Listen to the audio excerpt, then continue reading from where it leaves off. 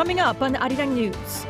Heavy rainfall has battered the greater capital area and nearby regions for 2 days in a row, causing traffic disruption, landslides, and evacuations. Beating France's EDF, South Korea's state-run Korea Hydro and Nuclear Power wins the bidding on a nuclear power project in the Czech Republic, 15 years after winning the contract to build the Baraka nuclear power plant in the UAE. A total of 7,648 junior doctors' resignations were finalized on Thursday, but only around 8% of them back at work. The Health Ministry is to begin the recruitment process for junior doctors next week for the second half of the year.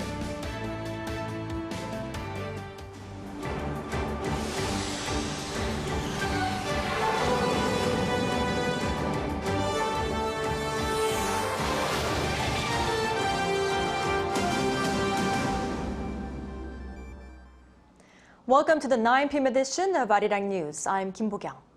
We start here in Seoul, where rain has continued to pound the city, prompting warnings against flash floods and landslides. Although the rain in Seoul eased late this afternoon, many areas, including Jamsugyo Bridge, remain closed. Our Shin-Young has the latest. Due to continuous heavy rainfall, the water levels of the Hangang River in Seoul have been gradually rising. After around 2:15 p.m., vehicle access was restricted after the water level reached above 6 meters. Pedestrian access to the bridge had already been shut off at just past 7 a.m. Thursday morning, even though the water level hadn't exceeded the 5.5-meter limit at the time. Police say preemptive measures were taken for safety reasons. Heavy rainfall led to flood advisories in Seoul's 10 districts, while it also led to closures of roads around the city. However, among them, the restrictions on the Dongbu Expressway linking the city to Gyeonggi-do Province, as well as sections of the Daegu Expressway, were lifted as the rain eased in the late afternoon. A heavy rain warning issued across Seoul was also lifted at 4 p.m.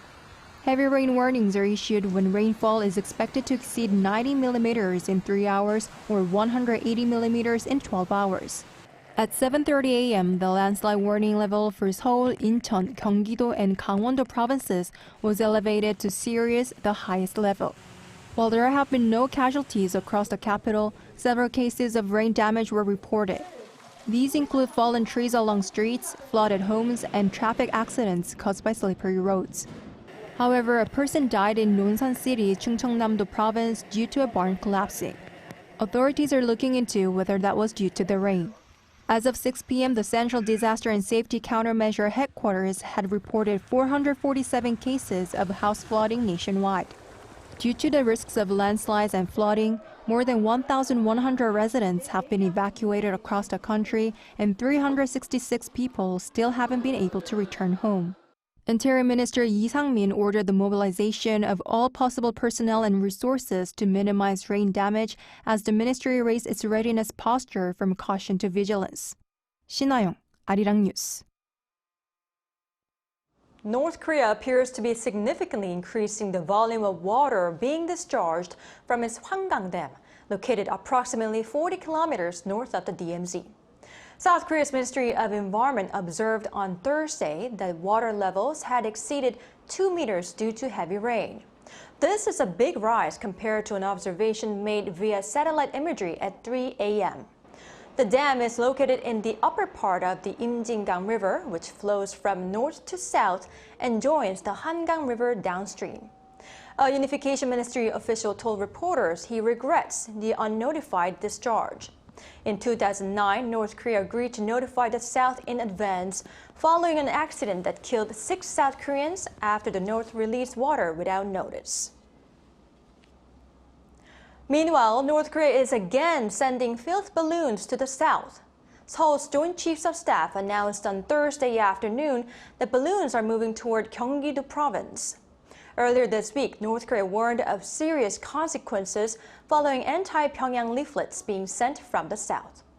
North Korea has sent more than 2,000 trash-carrying balloons across the inter-Korean border since late May. The military advises citizens to refrain from touching them and report any sightings to the nearest military base or police. South Korea has imposed unilateral sanctions on a Hong Kong-based shipping company, HK Ilin Shipping, and the North Korean vessel Toksong.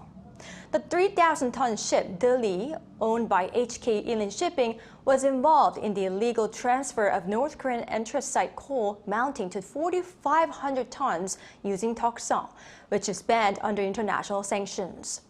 According to South Korea's Foreign Ministry and National Intelligence Service, the government seized the Deli vessel from waters off the country's south coast near Yeosu in March, after receiving intelligence from the U.S. that it was violating the UNSC resolutions against North Korea.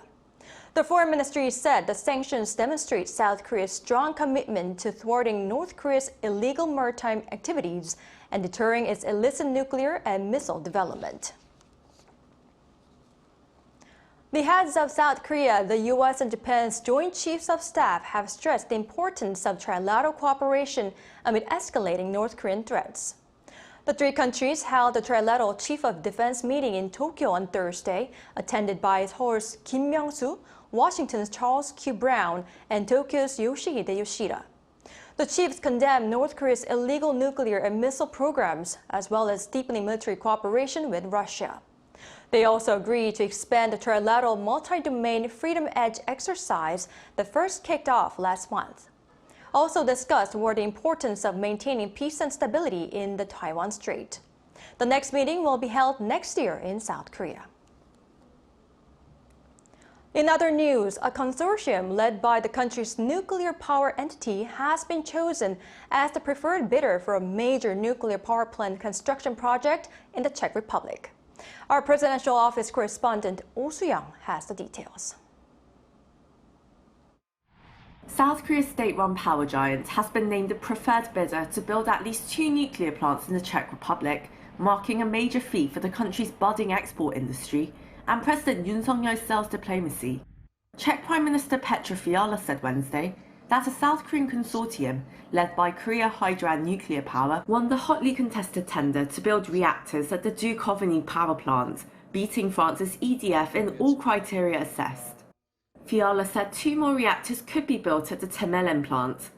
South Korea's presidential office expressed gratitude for Prague's decision in a briefing Wednesday evening. This makes KHNP the preferred bidder for the construction of 2 Dukovany nuclear reactors, and if the Czech government decides to proceed with the construction of 2 Temelin reactors, KHNP will also be the preferred bidder. This comes 15 years after winning the country's bid to build the UAE's Barakah nuclear power plant in 2009, and it will be the foundation for our exports to Europe, the origin of commercial reactors. The 2 new 1,200 megawatt units will cost about $8.6 billion each, according to the Czech government, with the final deal signed by March next year. Seoul attributed the success to the solid trust between the two sides, built over 34 years of diplomatic relations, and public-private cooperation between businesses, industry workers, government officials and citizens involved in Team Korea's bid, offering low construction costs, top safety and technological standards, to deliver completion on time within budget, as shown by the Barakah nuclear project in the United Arab Emirates. Since his inauguration in 2022, President Yoon Suk-yeol has actively promoted South Korea's nuclear power exports, holding more than 150 summits with 100 leaders of government. His office noted that he'd met the Czech Prime Minister on 3 occasions, including in Washington, D.C. last week, and even sent a letter presenting a vision for bilateral cooperation in nuclear energy. The Czech Republic aims to phase out coal by 2033 and increase its energy security by expanding nuclear power production.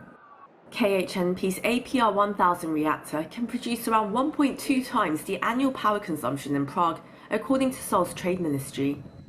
A presidential official said Seoul hopes that securing its bid to work on the Czech Republic's plants will lead to more opportunities in the European markets, boosting investment and employment in South Korea's nuclear power ecosystem. Oh Soo-young, Arirang News. In light of this news, our trade correspondent Lee Soo-jin takes a closer look at what's special about South Korea's nuclear power reactors and what potential challenges lie ahead. The selection of the country's Korea Hydro and nuclear power as a preferred bidder to build at least 2 nuclear reactors for the Czech Republic will likely mark the beginning of further advancements into global markets. In a briefing held on Thursday, Trade Minister An Deok-keun said the achievement, which comes 15 years after the nation won the bid to build the Barakah nuclear power plant in the UAE, will open the door for further exports to Europe. This project involves the construction of up to 4 large-scale nuclear reactors, said to be the Czech Republic's biggest ever investment project. It establishes a foothold for exporting nuclear power plants to Europe, the birthplace of the first commercial nuclear reactors. The 2 nuclear power units to be built in the Dukovany region are APR-1000 reactors, the smaller version of the APR-1400 reactors previously built in the UAE's Barakah nuclear power plant. The APR-1000 will produce around 1,000 megawatts of electricity, less than the APR-1400, but more suitable for the Czech Republic, which has a smaller electricity demand.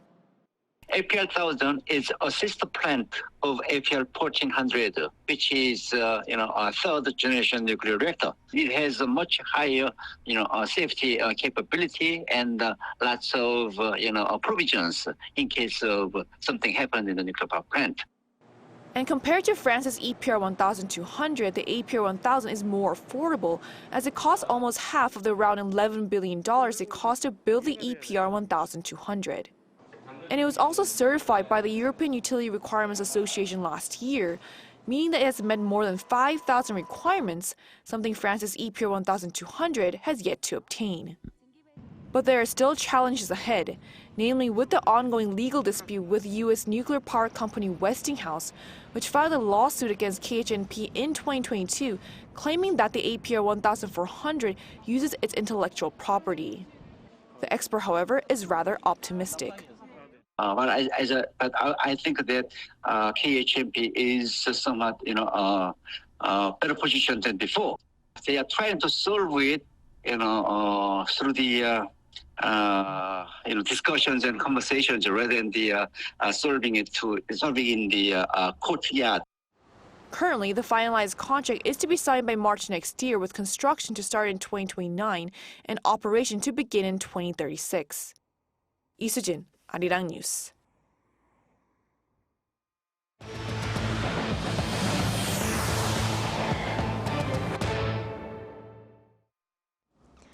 The Health Ministry on Thursday finalized a total of 7,648 resignations for trainee doctors.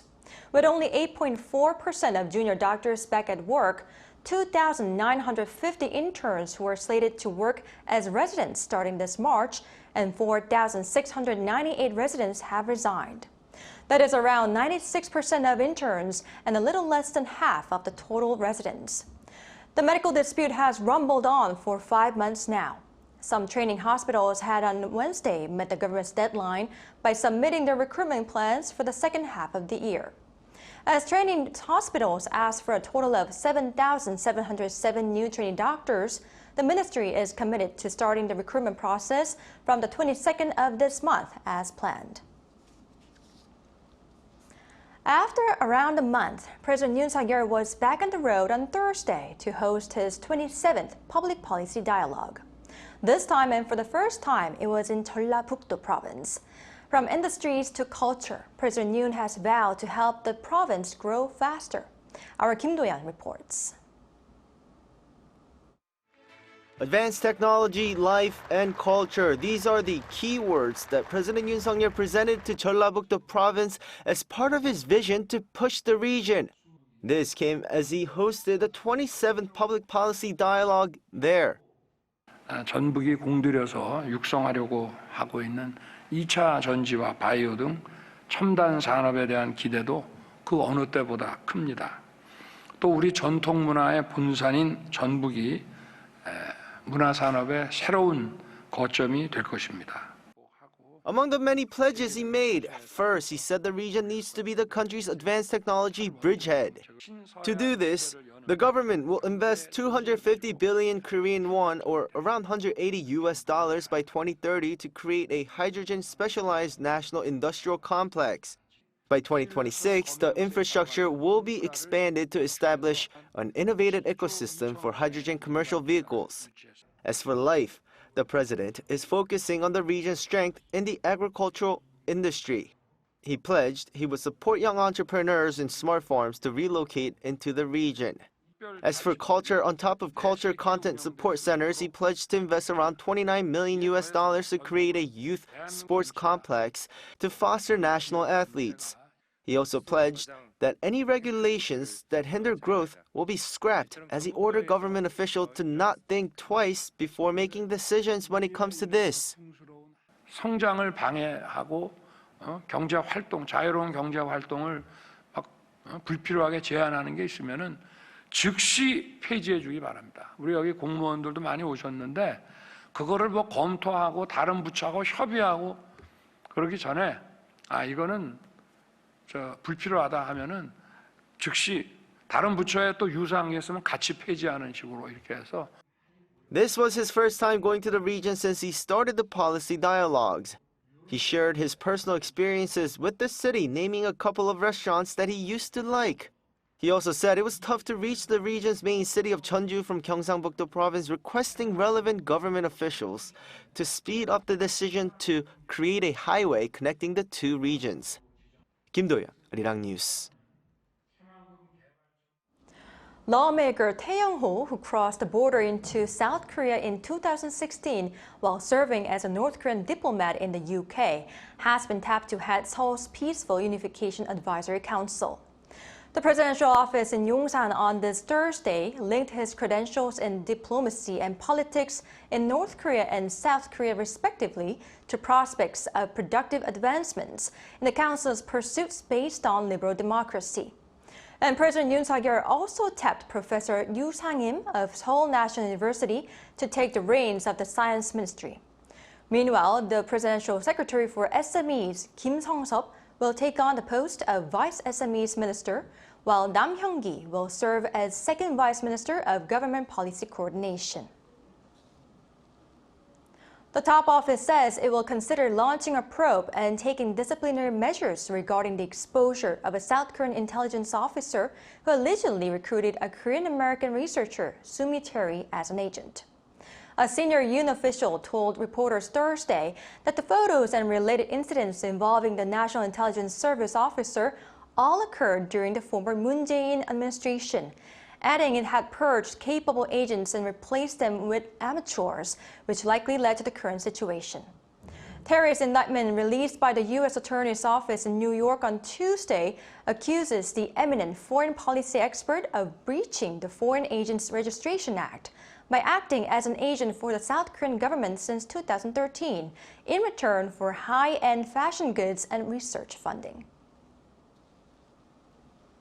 Meanwhile, with the Olympics coming up, members of Korea's archery team departed for Paris earlier this week with pledges to do their best amid warm wishes from the public. Yoon files this report. At the heart of Paris lies the sprawling green lawns of Esplanade des Invalides. This is where South Korean archers will be aiming for gold at this year's Paris Olympics. Kim Woo-jin, Kim Jae-deok, and Lee Woo-seok in the men's recurve, and Im Si-hyun, Chun Hoon-young, and Nam Soo-hyun in the women's recurve, who will be making their Olympic debuts. For us, this is our first Olympics, and we've put in extra effort to get good results.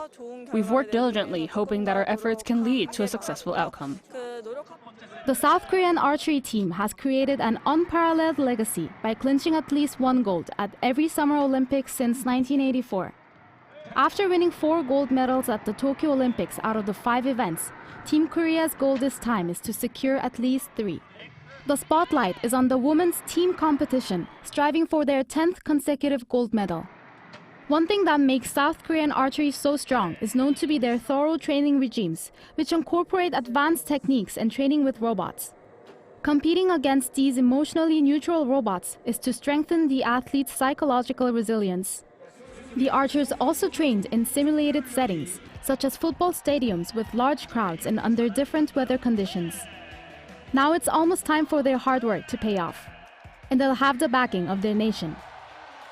To our athletes, instead of dwelling too much on the medals, I believe valuing the process and hard work is more important. I hope you give your all and enjoy the journey. Go Team South Korea! I hope all the athletes' hard work pays off. Good luck. With their exceptional skill and unwavering support from their fellow citizens, archers for Team Korea are poised to write yet another chapter in Olympic history. I hope this Olympics becomes a venue where people worldwide can connect and share moments of joy and sorrow together. 대한민국 화이팅! 이은희, Arirang News. As the summer vacation season is underway, Gangwon-do Province is one of the most popular places for South Koreans to enjoy their summer breaks. But some say that Gangwon-do should also seek ways to bring in more tourists during other seasons and not just during the summer. Our Park Gun-woo tells us more. Gangwon-do Province in eastern South Korea is one of the country's most popular summer vacation spots, particularly due to its beautiful beaches. According to a survey by data research firm PMI in June, over 70% of Korean respondents planning summer vacations decided on domestic trips, what people call staycations, instead of going overseas due to high costs. The survey also showed that Gangwon-do was the most popular summer vacation destination in South Korea, out of all other domestic travel options. Gangwon-do is a great place to come as it is really close to Seoul and the transportation is convenient. I chose Gangwon-do instead of places like Jeju Island because of high costs, and I wanted to enjoy the clean ocean here instead of water parks since I already used those a lot. All 86 beaches in Gangwon-do are now open for the summer. And by open, this means there will be lifeguards on duty as thousands of people will gather to enjoy themselves by doing fun activities such as surfing and playing in the sea. As of last Sunday, over 420,000 people had visited Gangwon-do beaches this summer, up 44% on year. Starting last Friday, all beaches in Gangwon-do Province are now open, bringing in many tourists. But some point out the need for Gangwon-do to also attract tourists during other seasons, as much as they do during the summer. Most tourism spending in Gangwon-do is usually made during the summer, so Gangwon-do needs to come up with diversified tourism programs and policies that reflect tourist trends, such as marine healing tourism, marine culture and festival tourism, and ecotourism to attract tourists during all 4 seasons. Gangwon tourism organizations said they will continue to work on coming up with ways to bring in more tourists during other seasons as well. Park Gun-woo, Arirang News, Yangyang.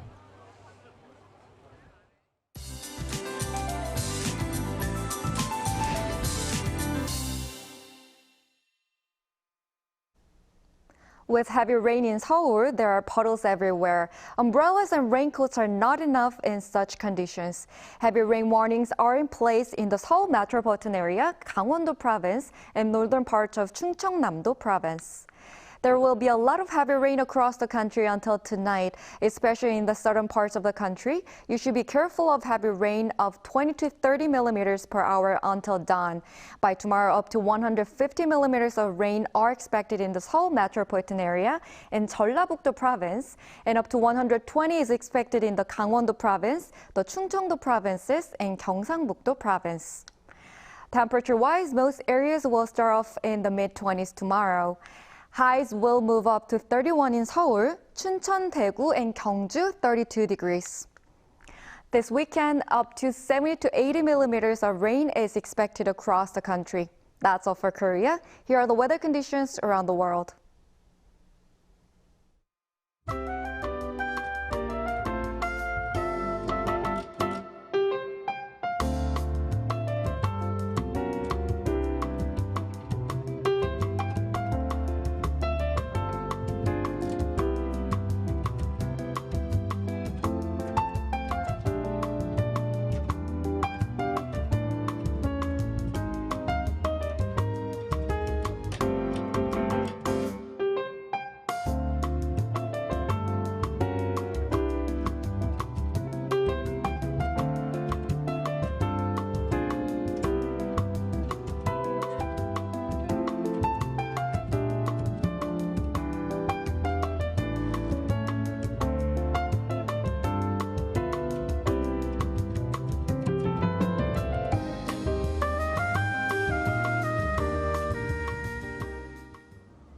That's all we have for today. Thank you for watching. Arirang News will be back at 9 a.m. Korea time.